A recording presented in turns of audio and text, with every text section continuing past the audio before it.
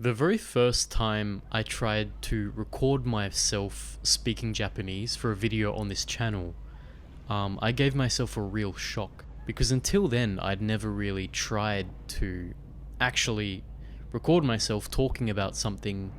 I'd had conversations with other people, but I'd never actually just started speaking on the fly about a particular topic for an extended period of time by myself. And that gave me a real shock because I realized just how bad I was at doing that. And up until that point, I didn't consider myself fluent at that point. But I thought I could hold a conversation. And when I went to speak, I would never imagine that I would have so many pauses. You can go and listen to it, right? It's the very first video I made on the channel.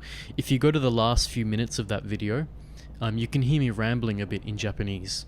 But it was a real wake-up call to just how bad I was at speaking on the fly about a particular topic without any real preparation. Because, there were so many stops and pauses, and there were these massive silences in between sentences, and the sentences I was actually speaking were only really very basic sentences as well. And just the way I presented the information, it was scattered, it was all over the place. So that really made me stop and think, wow, was my Japanese really this bad? I really need to work on it. And I thought that limitation was something that was specific to my ability in that language. And then later on, I went to do the same thing with English. So the first 10 or so videos I put out on this channel, they were all very meticulously scripted, and I was essentially reading out what I'd written verbatim. But then the first time I actually tried to record a video and speak on a topic, with a bit of preparation, right? I had notes to organize what I was going to say. But I had pretty much the same problem in English as well. Now, to be fair, the problem wasn't to the same extent as it was in Japanese, but all the weaknesses I had in my speaking ability in English, which is my native language, by the way, in case you couldn't tell. I hope I'm not that shit at the language. All the weaknesses that were present in my English ability were mostly the same weaknesses that I had in Japanese, although in Japanese they were, amplified.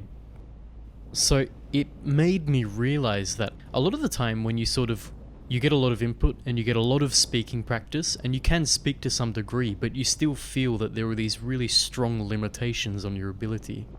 A lot of that may actually be to do with your overall verbal fluency regardless of the language, rather than just the weaknesses you have in that specific language. And rather, it made me realize too that I wasn't actually as fluent in English, in my native language, as I thought I was. So, when you speak, consider what you're actually doing. You're thinking of what you'll say next. You're trying to organize your ideas and present it in a coherent manner. And if you're talking to someone, you're responding to what the other person's saying or reacting to that. So it's not necessarily just about the actual language you're using, but it's also about what's going on in your mind and how you actually collect your thoughts and present them. And obviously, different people have different abilities in these areas. If you consider your native language, there are some people who are able to really fluidly express their ideas with precision and without much hesitation or pause. And maybe they even speak very eloquently, whereas some other people aren't that articulate even in their native language. When they talk, they might take ages to get to the point, go on these long-winded tangents and, present their ideas in a very scatterbrained fashion that's just not pleasant to listen to. They might not be as eloquent, so the type of language they use might not be as effective in getting their message across. And I think all these skills, obviously these carry over into your second language. So, the strengths you're going to have in your first language, I think, are going to carry over to your second language. But not only that, a lot of the weaknesses are as well. So now, of course, this isn't the main factor. The main factor is obviously your ability in that language. So, if you're a beginner, you haven't had a lot of speaking practice, and you're struggling to get the words out, you're not exactly that fluent, then obviously getting more input and practicing more speaking is ideal, because that's the biggest factor is that. The reason why most people can't speak well is to do with this, right?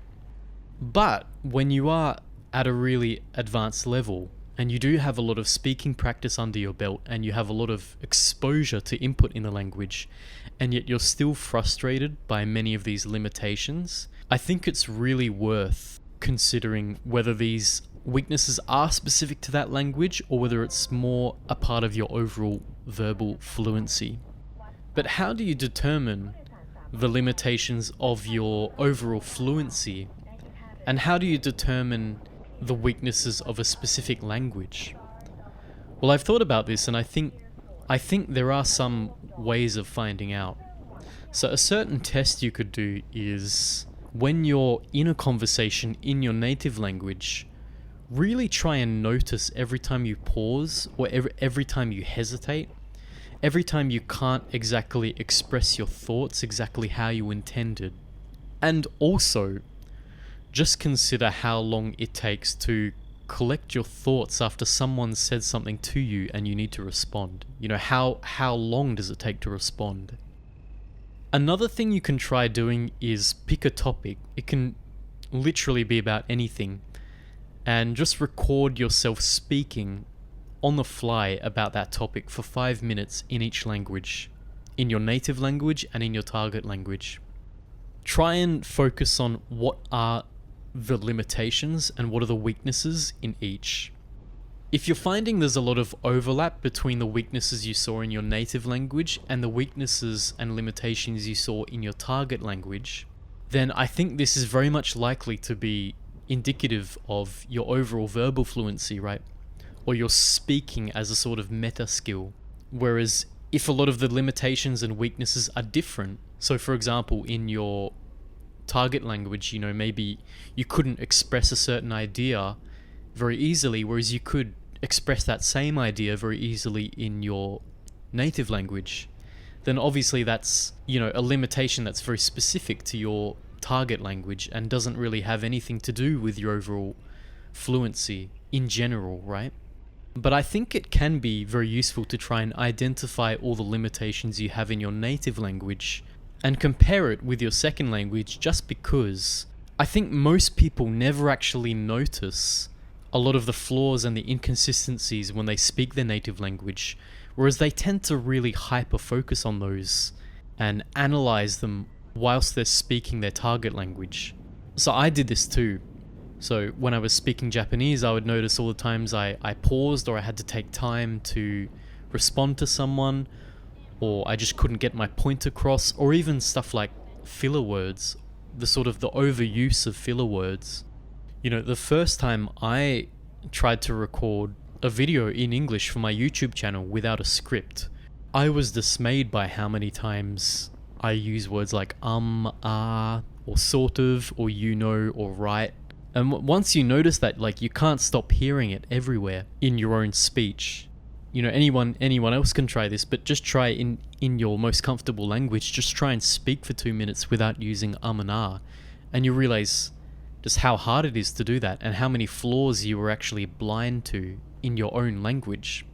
And this is one thing that I've started noticing myself that I never actually realized before, that even in an English conversation, right, I tend to speak quite slowly, and I do take some time before responding to someone just to collect my thoughts and organize what I'm going to say.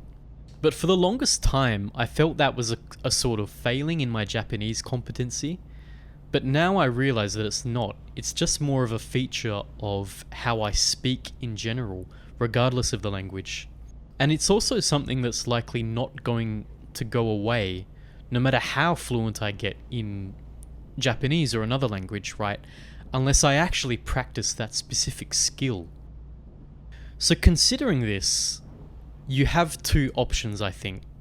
Just ignore your overall fluency, right? You're speaking as a meta skill, and focus only on improving your target language to get it closer to the level you are in your native language. This is probably the most realistic for most people and what most people are actually already doing, simply because most of your limitations are going to be specific to your target language. Unless, I don't know, you've been surrounded in that language for the last 20 years or something, in which case you might be able to speak at a level that's not much different to how you can speak your native language. But if you're not at that point and you're just kind of a normal learner, then obviously the majority of the limitations are going to come from your fluency in that language rather than a more general verbal fluency. So this is the majority of people. The second option is you can actually attempt to improve your overall speaking fluency in general. So one way I think you can practice doing this is the test I mentioned before, where you just pick a topic and you just speak about it without preparation.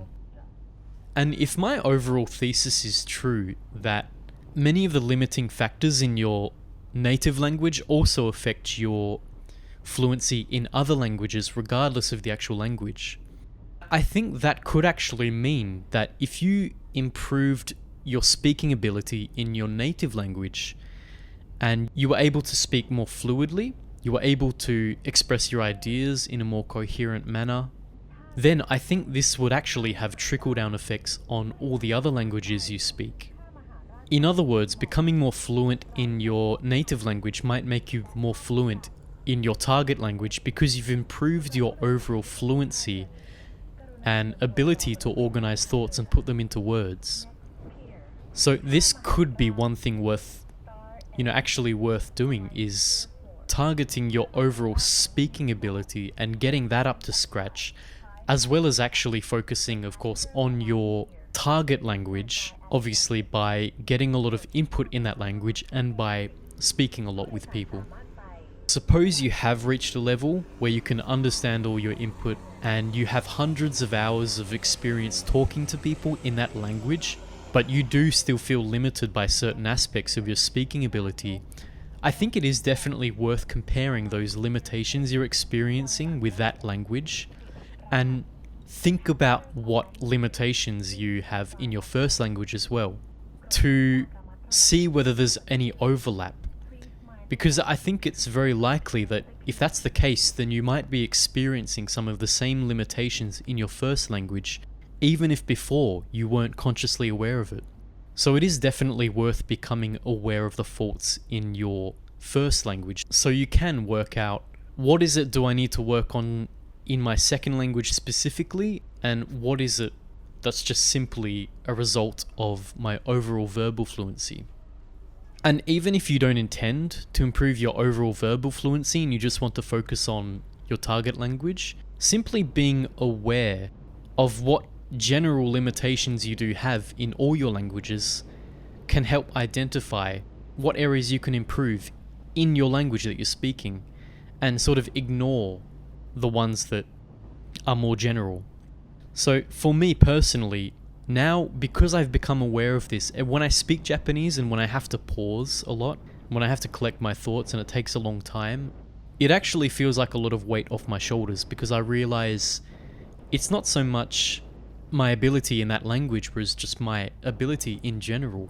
And if I want to fix that, it's not that I need to fix my Japanese, I just need to fix my fluidity in speaking generally, regardless of the language. So that's just my thoughts on that topic.